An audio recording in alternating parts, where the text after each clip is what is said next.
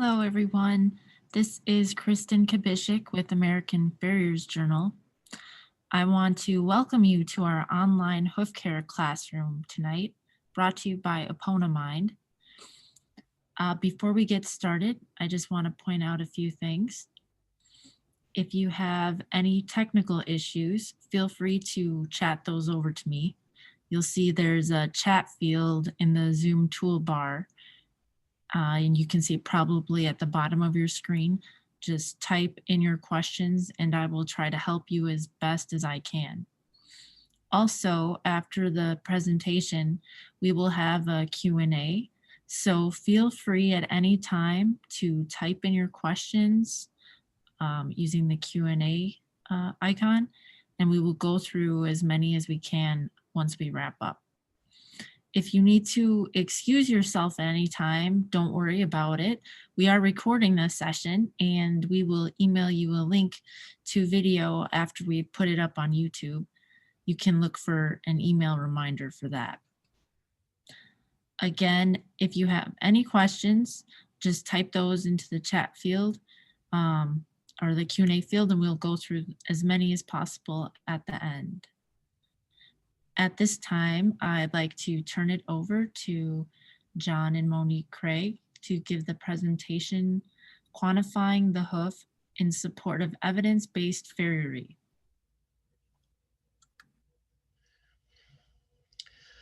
Okay, thank you for attending the webinar.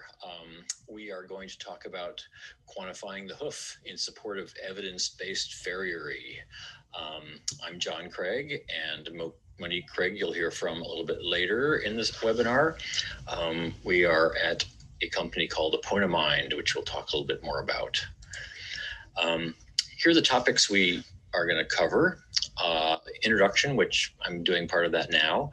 And then we're going to, we want to get a little bit more into some of the details about how to use our Metron product for measuring and tracking the hoof. So we're going to talk about the so-called hardware kit, which is the calibration things you need to take good images of the hoof.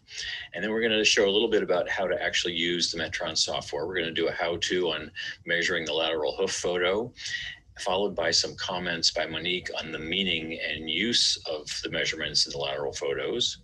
And then we're going to do a how-to on measuring the solar hoof photo. And then again, followed with some comments on the meaning and use of those solar photos. And then I want to talk on one topic about radiography of the hoof.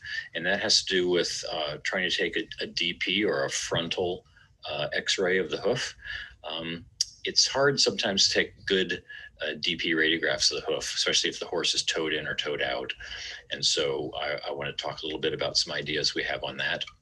And then at the very end, I'll talk about the latest things that we have been doing the past couple of years, which is that we have artificial intelligence now built into our product that automatically recognizes horse anatomy, both in photos and radiographs, and will automatically measure the hoof. So I'll tell you a little bit about that at the end. So first of all, what is EponaMind? EponaMind is sort of an umbrella organization that really covers three main areas. One is the Metron software, which is pretty much what we'll talk about today. The next thing is the Epona shoe, which is a polyurethane horseshoe, which we develop and sell. And number three is that we do our own independent research. And the research tends to be in the area of biomechanics mostly. So those are our activities.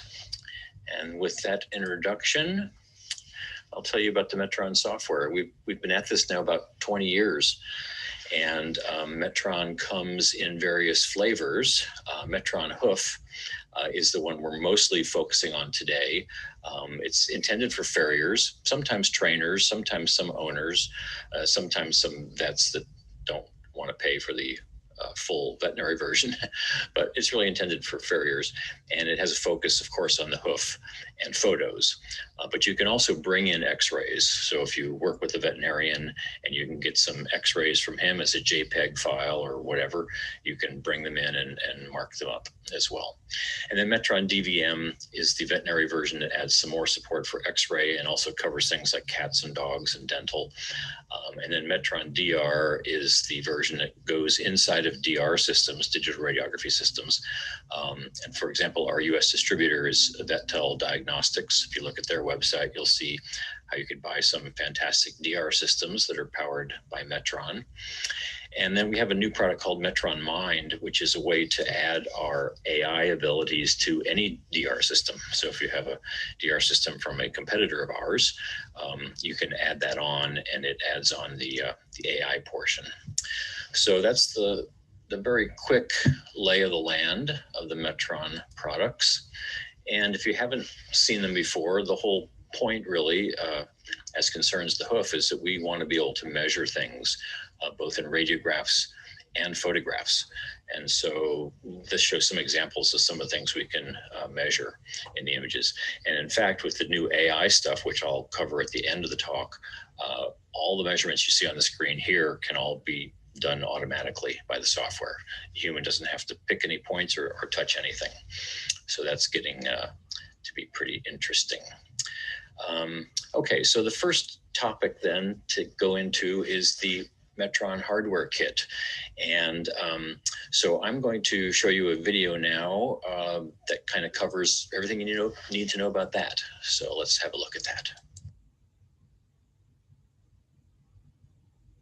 The EponaMind hardware kit. Let's have a quick look at what's inside. First of all, there are 2 Metron blocks. These are blocks that you stand the horse's foot on. This goes to the ground. This is where a horse is stood. There's calibration features on the sides.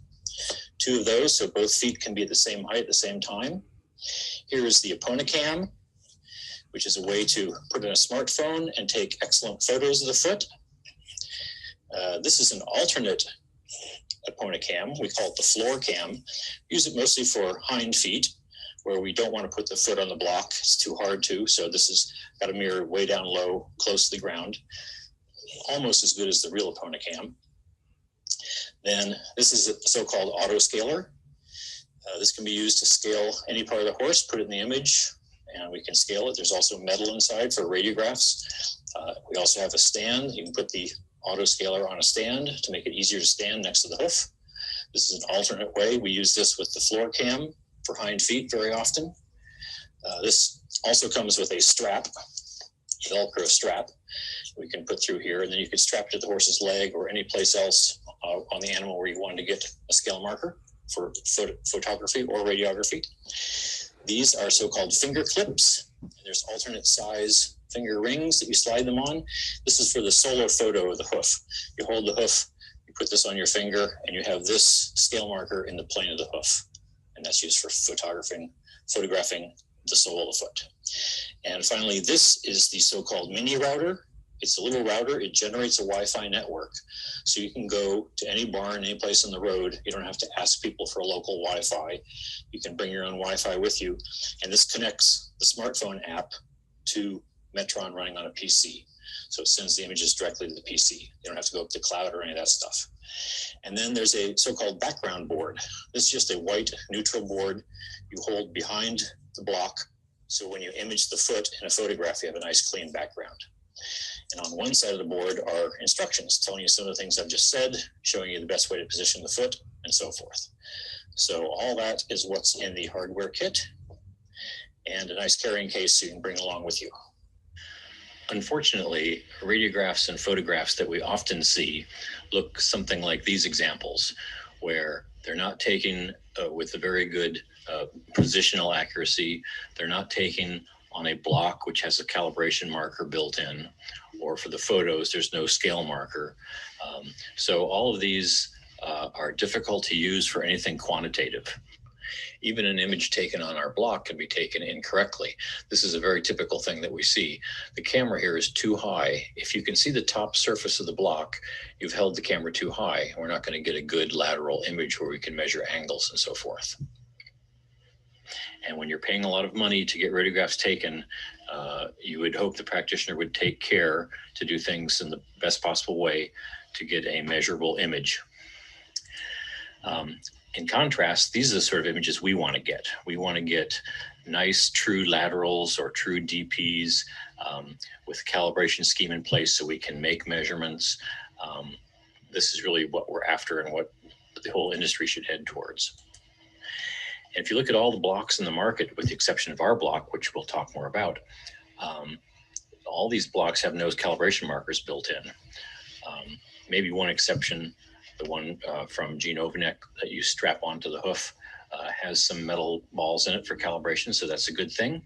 But all these other blocks, some of which are very expensive, very fancy, some from Europe, no calibration concerns at all.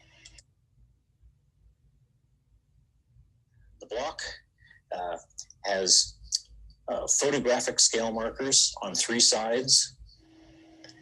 The Metron block is used both for radiographing and photographing the hoof. Let's take a look at how the block works. Here's a ruler placed in the center line of the block. If we use a scale marker on the side of the block, as some practitioners do, then that, which is the green line here, and we use that to scale the image, we'll see that an error is introduced, because on the ruler, clearly 5 inches is being measured with the blue line, but the software is saying 4.33, so there is an error. And that's just because the scale marker is not in the same plane as the ruler, same distance away from the camera. What the Metron block does is it uses a unique 4-point scaling system. By knowing 2 scale markers in 2 different depths from the camera, we can compute exactly a scale marker for the center line of the block. And now we see that the blue line, which is 5 inches on the ruler, is indeed measured as 5 inches in the software. And as a consequence, it makes a difference. In image A, there was a ruler on the camera facing side of the block used to calibrate the image. And in image B, we used the Metron block. And you'll see that the method A underestimates the height of the heel. So if you were a farrier, you're going to trim down the heel and someone told you to take off a 1/4 inch, you'd like that to be an accurate measurement. So these are the exact same photograph, just calibrated 2 different ways. And in B, it's a true height that's being measured. And it has radiographic scale markers built inside metal parts. So if the Metron block is used properly, it enables our software to do automatic radiographic calibration. Here you see an image of a foot. In picture B, you see the scale marker being found in the block automatically in our software. And in picture C, several measurements of the foot are made, and linear measurements like thickness of sole and P3 descent are accurate because of the scaling of the block. Now, we did a little test here just to show this off again and prove to ourselves and everyone else that this is working well. We planted 2 small BBs in this dried cadaver leg, one at the tip of P3 and one at the center of the articulation of the coffin joint. And we measured the physical distance between those 2 BBs with a ruler, and it's almost exactly 3 1/8 inch. Okay. And then we measured that in our software using the block to calibrate the image. And the measurement we got is 3.12 inches, which is almost exactly 3 1/8 inch. So that's showing you that the calibration is working and is accurate. Now, it's accurate in a plane directly in the center line of the hoof, and that's where this dried model was split. So this is all making sense. And just to make the point a little bit stronger, here we show some other things. The red cross shows you where the X-ray central beam was located on the image. And on the right-hand side, we put an extra block in so that the foot was much higher. It was like a double high block. The generator was the same. And so the image changes, but you see the length measure between those points stays exactly the same. So length measurements are calibrated in the entire plane. It does not matter where the X-ray generator central beam is located to get accurate distances between points. And in this example, we altered the setup distances, how far the generator is from the foot and how far the X-ray detector panel is from the foot. The details are all in these numbers here, but basically no matter how we located things, the measurement in the software between those 2 points was always accurate and was the same. You can see in the lower right-hand image, the image is physically bigger on the screen because there was more magnification in the image. But despite that, the software does the calibration and we get an accurate measurement for that distance. The first thing we know about the block is to put it the right way on the floor. The black rubbery surface goes down on the floor. The next thing we know about it is there are no holes in one end. That's the heel end. The holes are on the toe end. here. So if we're placing a foot on the block, the perfect way to place it is like this: toe at the toe end where the holes are, heel at the heel end where there's no holes. And we want to place the foot as best we can so the center line of the hoof lies along the center line of the block. And the widest part of the foot lies at these markers on the block. So this would be perfect placement of a hoof on the block. Of course, the hoof looks more like this. So we place the hoof like this. Now, if the hoof is large and hangs a little bit over the edges of the block, that's actually okay. That's no problem. Don't worry about it. Just get it centered on the center line of the hoof and you're good to go. Here's how you use the EponaCam. Okay, the hoof is on the block, positioned the right way. Your smartphone is in the EponaCam cradle.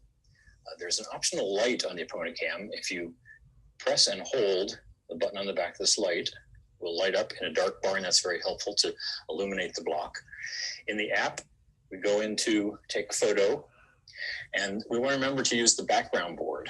We really want to block out all the crazy background stuff that you would see behind the hoof. And then on the EponaCam, we use pinch zoom, and you zoom in until you've got about at the fetlock. So we're cutting off about at the fetlock. You don't want to be zoomed in more than that. You don't want to be zoomed in much less than that. And then you position the EponaCam. If you look through the EponaCam at the image of the block and look at the position of the black screw heads at the base of the deep wells, you'll see in this case, they're not centered in the circles. And as you slide the EponaCam back and forth, you can track how they move. Here, they're also not symmetrically centered. You've gone too far that way. So by looking at those, you can get the EponaCam lined up. Here we move it back. And now those two dots are pretty symmetric in the circles. So that's one way to line up EponaCam. And when you're ready to go, you click, take the photo. And if you like it, you say use photo, and it gets transmitted to the Metron software. So that's how you use the EponaCam. One more thing to point out is how far away should the EponaCam be from the block? The rule is not too close. Try and place it about a meter, that is about a yard away from the block, and then zoom in. This is the same exact hoof. And actually, these two images were taken 13 seconds apart. Nothing has changed, except that the camera was very close in the left image, and the camera was far away, about 2 meters on the right image. And you see how look at the hairline of the hoof. This looks like a different hoof. That's just some photographic distortion because on the left-hand image, we were too close to the block. We can go ahead and measure those things, and we see a very different height up to the hairline at the highest point here. So you want to remember always to keep your camera at least a meter away from the foot and then zoom in. Don't get really close to the hoof and zoom out. You'll make a bad image. If you're using floor cam, you use it like this. The block is not used. The foot, usually it's a hind foot, is on the ground. You place the Metron autoscaler at the center of the toe. That is, this plane where the scale marker is should be in the center line of the hoof. So you don't place it out here, don't place it back here, place this center at the toe. Okay, and then using the floor cam, we position, we zoom till we cut off at the fetlock. You'll be seeing a lot of the ground ahead of the hoof in the image. That's okay, we'll crop it later in the software. And then you take a picture. Okay, and as mentioned, floor cam, not quite as accurate as using the block and the EponaCam, but it's a good way to do the hind feet. The Metron block is designed to be at a good height for most modern, small, portable X-ray generators used with the horse. Why is a block needed anyway? Why do you have to put the horse's foot on a block to take an X-ray? The reason is the beam, which I've shown here with the red lines, the beam from the X-ray generator has a so-called central beam, but the beams also diverge from a point source. And as you see in the lower red tracing on this diagram, the lower red tracing, which just hits the outside lateral hoof wall, will image on the film or the detector lower than the top of the block. So this diverging is why you have to have the foot up on a block. Otherwise, you can never image the real bottom of the foot. And it's because the X-rays diverge from point source. So this is a POSCOM generator, and the central beam of this is shooting across, and we're hitting the hoof a little bit above the top of the block, but in a good spot, kind of near the navicular bone, which is often considered standard practice. This demonstration shows when we misalign the block relative to the generator pointing direction, that the palmar angle measurement remains fairly good, even over a very wide range of misalignment. It's pretty easy just by eye to get things within 5 or 10 degrees, and here we're going plus or minus 15 degrees. So point the generator perpendicular to the block, but it's not crucial. If you have other generators, more old-fashioned one, it'll also work fine. So generally, the height of the block is good for these small generators. Sometimes you might have an older generator or a big generator in a clinic, and in that case, we offer something that we call the block riser kit. This has 2 half-inch boards in it, 1 for each block, and a new set of screws. And you can add this to the bottom of the block and thereby raise the block by ½ inch. And that might help you for certain generators. When you do that, you also can get these extenders for the EponaCam and put them in, and that will raise the height of the EponaCam by ½ inch. So it'll be, again, at the right height for that new block. Regarding the height of the block relative to the generator, in this demonstration, the red cross shows you where the central beam of the generator was located as we shoot a series of many, many radiographs. And in each one, we measure the palmar angle. And what this shows is that this particular measurement, pretty robust to differences in the height of the generator and the height of the block. So many people worry about this more than they should. Things can be quite robust. Okay, so now that we've seen the hardware kit, so if you're using the hardware kit and being a little bit careful, you're taking good pictures of the hoof and good radiographs of the hoof. So the next thing then is using those images in the Metron product. And we're skipping a few steps here. I'm not showing you exactly how the image gets imported, although if you use EponaCam, that comes flying in automatically. But I'd like to show here how we do the lateral hoof photo. And we'll follow that up with doing the solar hoof photo. To pick the points on a lateral hoof photo, we follow the directions shown on the right-hand side of the screen, and we start by picking 4 points on the dorsal or front hoof wall. We place those to best describe the shape of the wall. After you pick them, you can click and drag if you need to make corrections, or you can come over and click the undo pick button once or twice, and then come back and repick those points that you undid. The first point should be close to the ground, but should really be the furthest forward point on the hoof wall, whether it's on the ground or not, in case there's a bevel here. And the 4th point should be at the emergence of the first hair just above the horn of the foot. And the 2 in the middle, choose them where you can to best capture the shape of the hoof. Then we click next step, and that shows us to pick a point here, which is right where the hairline disappears around the back. And then next step, now we pick 2 points to set the heel angle. So we try and get down here on the flat part of the heel and pick that angle. And then next step one more time and pick 2 points in the top surface of the block. Those are the 4 steps to do the guided markup. Now it says, do you want to see the parameters? We say yes. And we can see 1 or more parameters here. And we can click and drag these labels and position them where we like on the image. And that's it. Here's guided markup on a lateral photo of another hoof.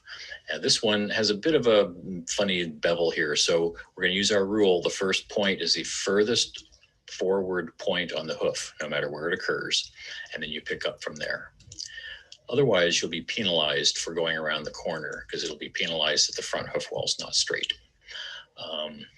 Now we pick again, next pick back here, right where the hairline disappears around the back. Instead of dragging the mouse across the screen to click next step each time, you can also click on the space bar. That's a little trick to go a little faster. Next step, and we pick the top of the block. And now we're done. And we see our parameters. We can click and drag these labels. We can come over here and click and light up other parameters. But in this case, we're just going to focus on these 2 for now. When the front wall of the hoof is close to a straight line, then the hoof angle is an easy concept. But when the hoof wall in the front is bull-nosed or dished, then the hoof angle becomes less well-defined. In Metron, those cases, bull-nosed or dished, are measured like this. It's as if a physical gauge with one end touching the hairline was used to make the measurement.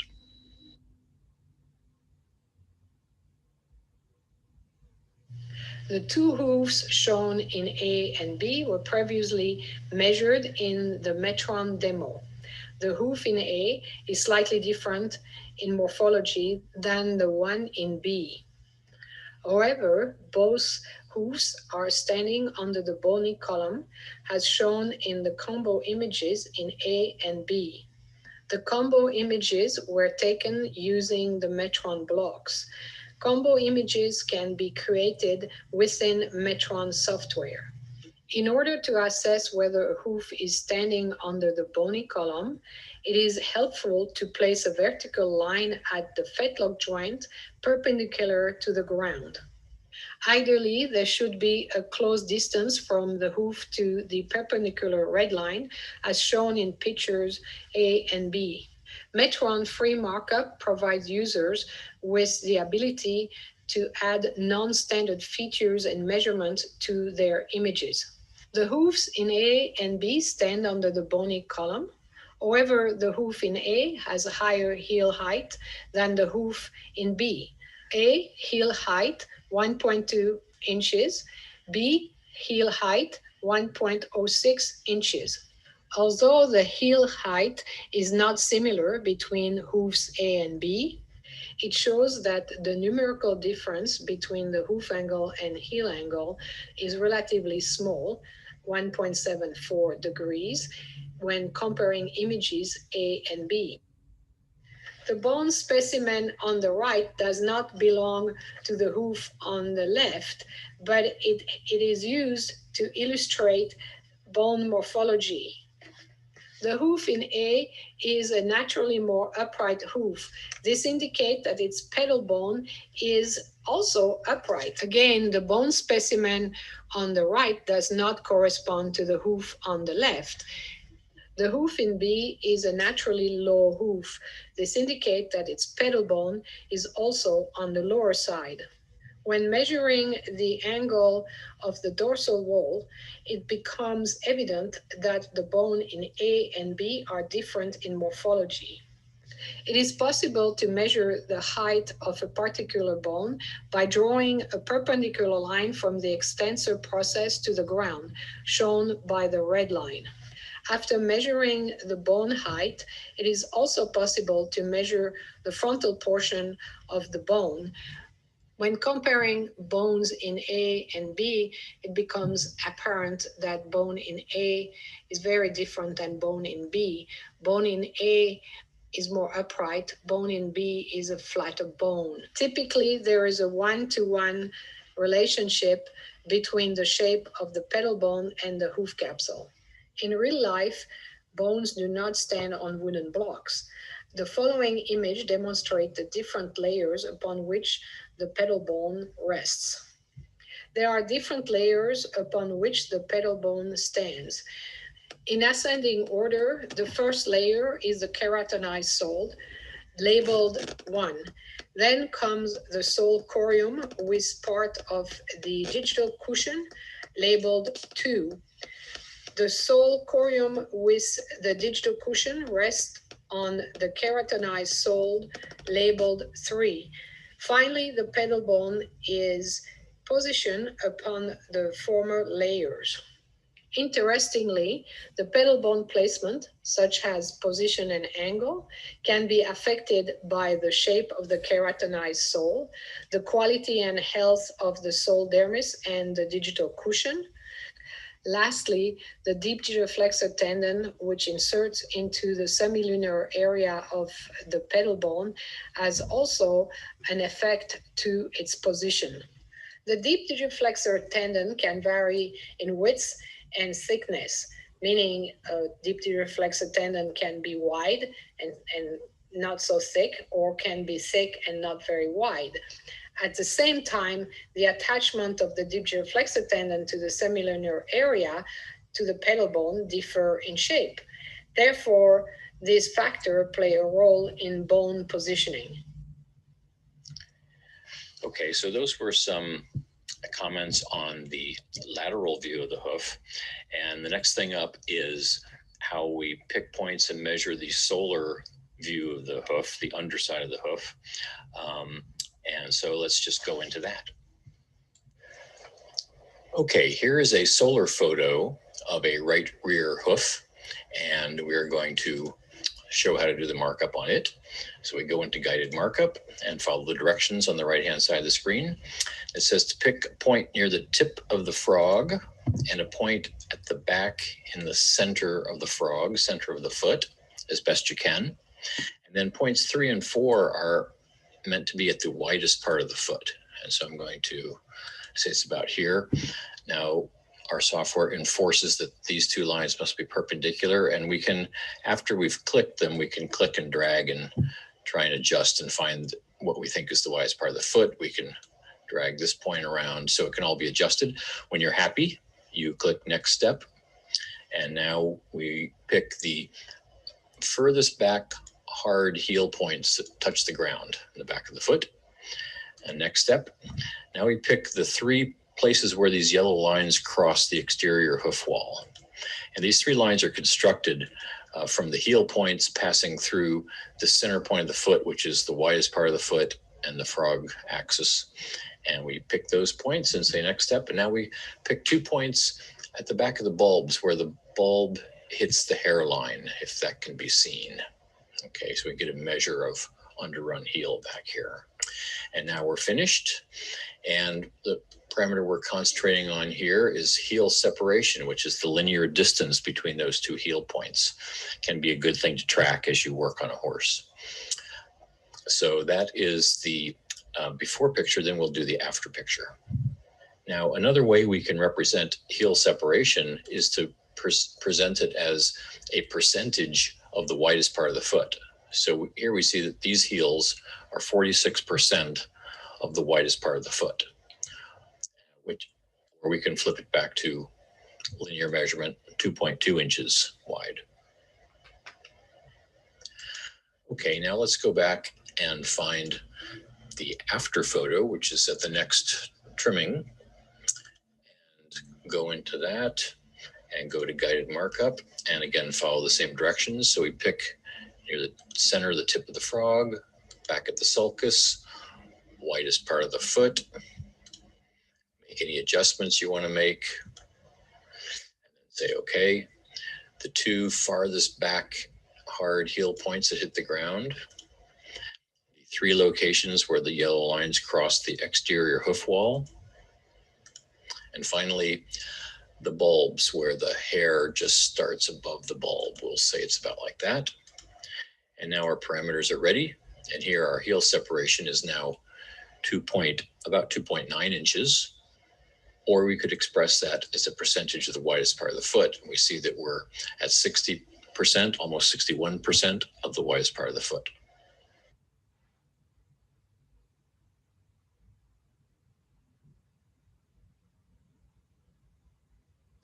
Calibrated images are helpful for documenting changes in hoofs and also to make reports that allows you to show improvement to the hoof over time.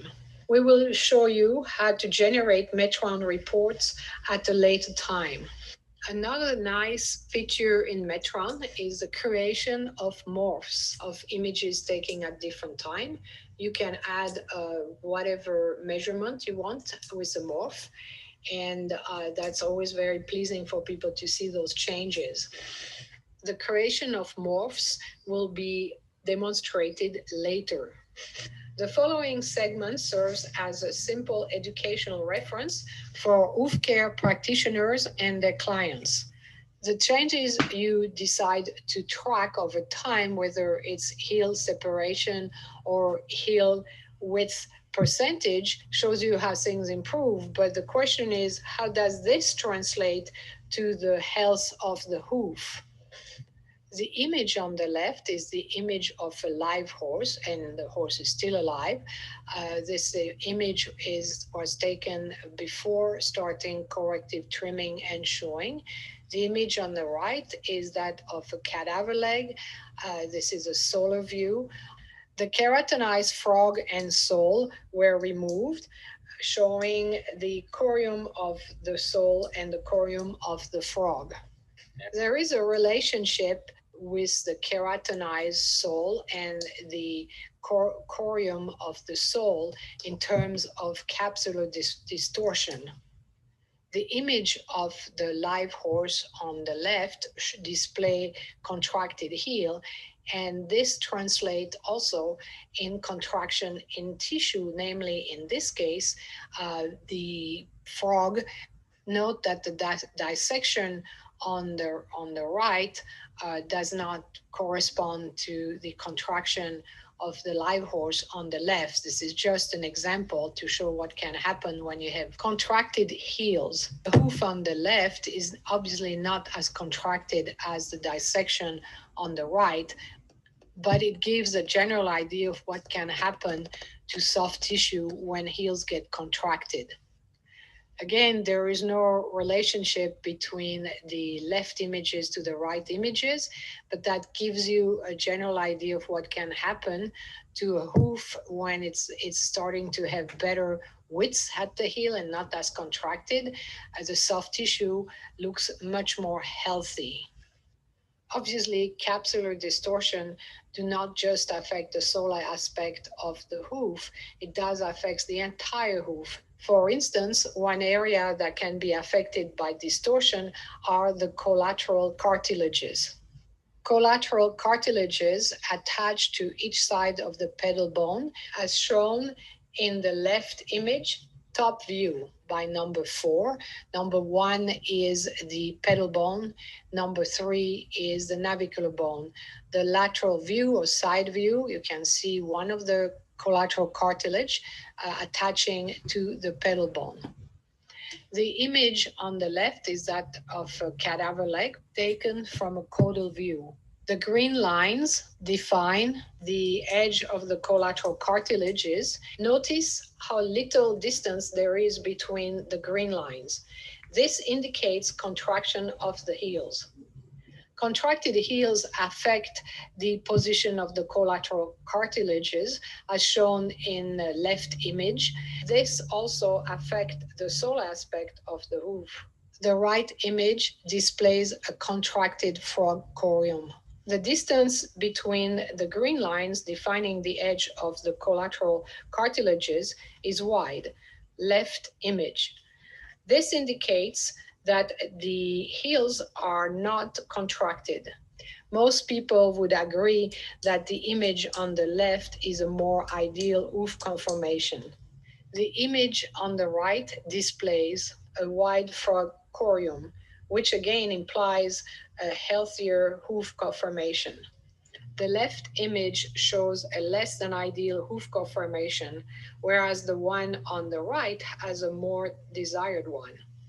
A perfect hoof conformation is not always attainable, or it may be debatable of what it consists of.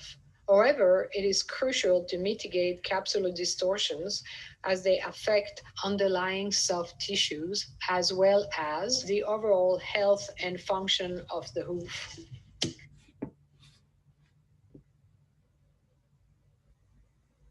So let's see, the next topic I wanted to talk about was something from radiography, from x-raying the hoof, and that is alignment for the DP radiograph. In particular, how do we judge if we've taken a good DP radiograph? And we see a lot of poorly taken radiographs, DP radiographs in particular. If the horse is towing out or towing in, you have to align the x-ray system, the panel, and the x-ray generator with the foot. And how do you do that? And how do you know if you've done it well? So we've given this a lot of thought over the years. And I'd like to start with a sort of what I call a thought experiment. This is actually not the way we're going to do it, but here's a way to think about things. So on the left, you see a solar photo of the hoof. And let's imagine we've laid a metal strip right along the frog. So that white line you see in the image is like a metal strip we've attached to the hoof. And now you put the foot on the block and take a DP radiograph like the center image on this slide. And you see the little white rectangle down here at the center of the hoof. That is how this white metal strip on the hoof will image if you're lined up with the pointing direction of the frog. And if you were not lined up well with the X-ray system, it would look like this. It gets to be a little bit elongated, right? So if we attached a metal strip to every hoof before we took a DP radiograph, we could see in the radiograph if we had lined well. Okay, so that's kind of the idea.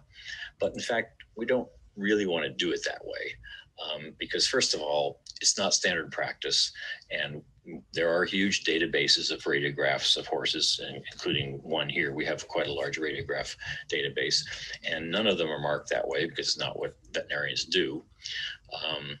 So that's a drawback from trying to push this as a new technique.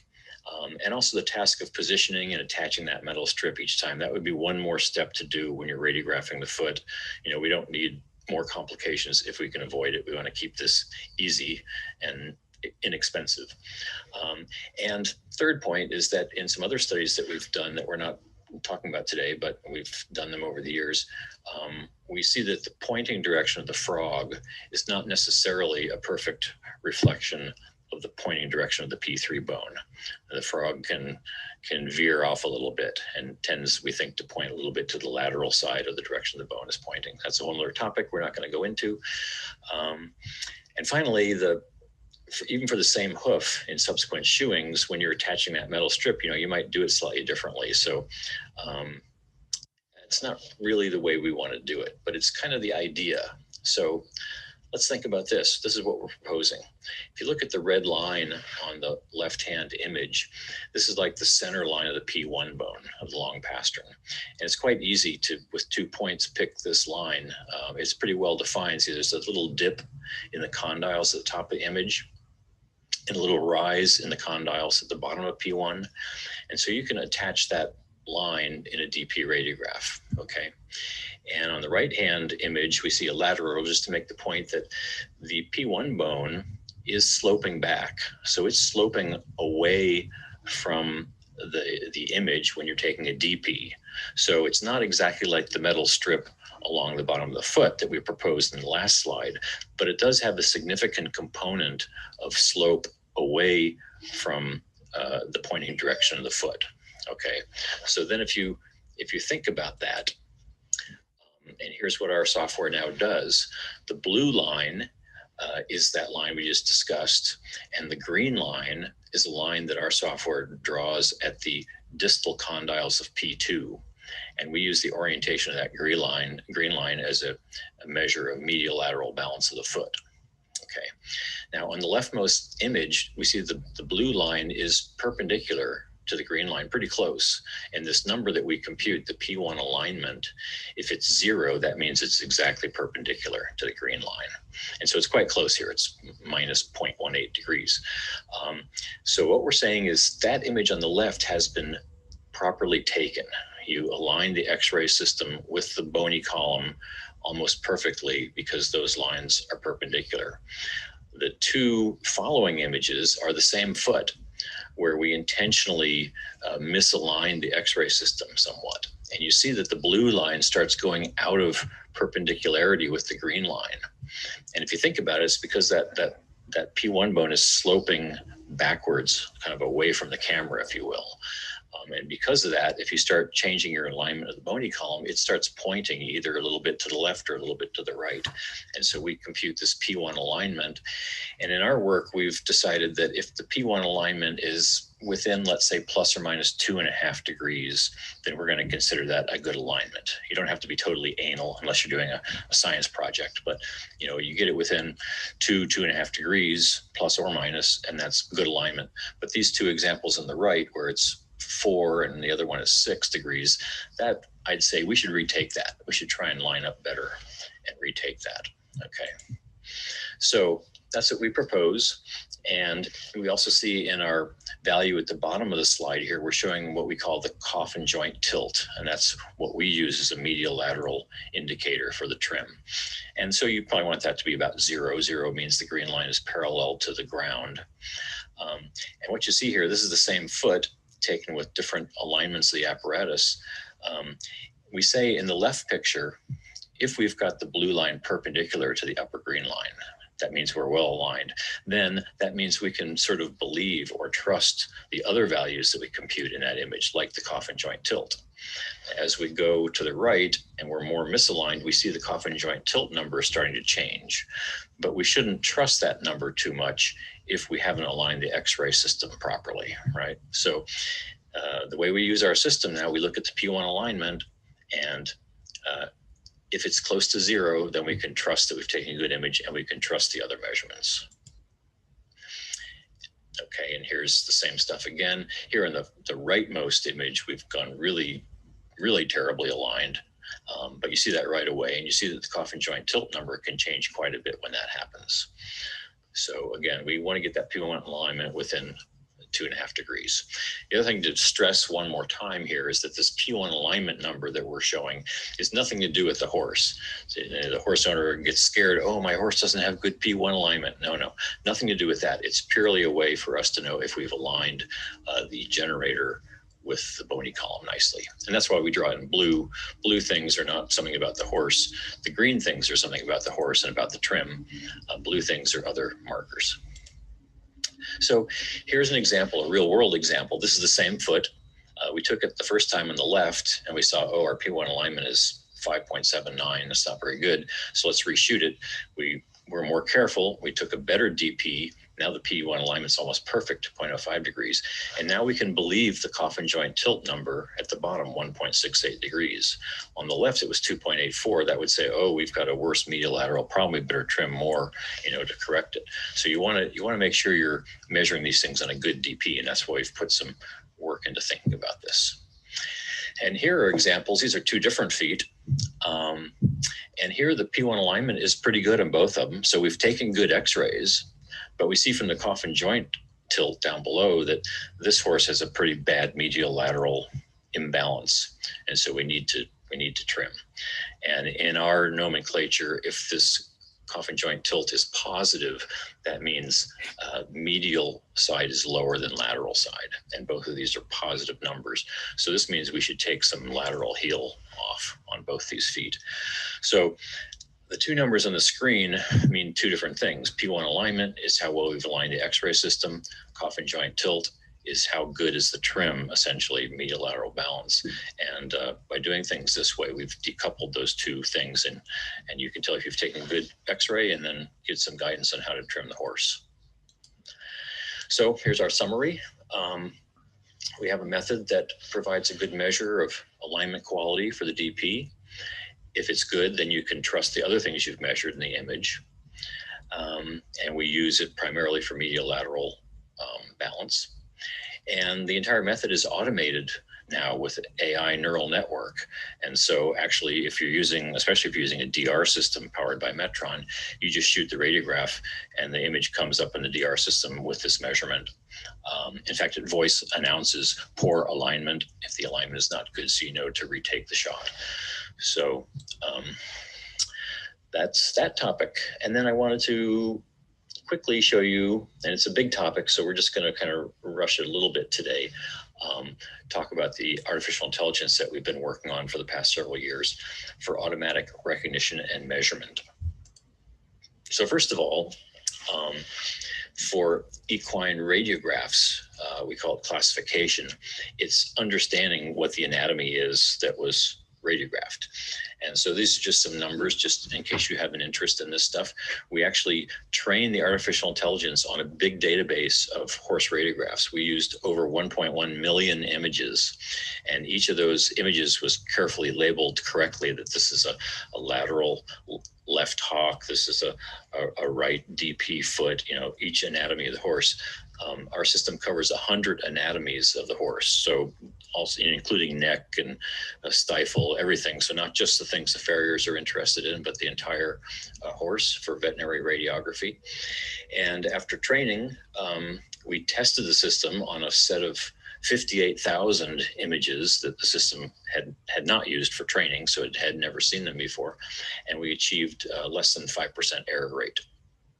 And that's 5% is kind of the number that people use as a guidepost for what is human capability. So we're essentially operating at human ability of recognizing x-rays of the horse. And it takes less than half a second to run on the computer.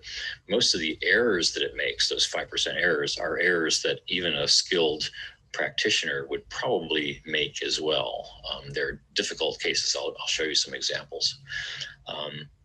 And then in the red box, I say images not in its scope will of course be mislabeled. So if we didn't teach it what a radiograph of the horse's tail looks like, and in fact we don't have the tail covered yet, then if you showed a radiograph of a tail, it'll take a guess. Its world is limited to the 100 things we've taught it. So it'd probably say the tail, oh, that's a fetlock or something, so it'll make a mistake if you're not in its scope.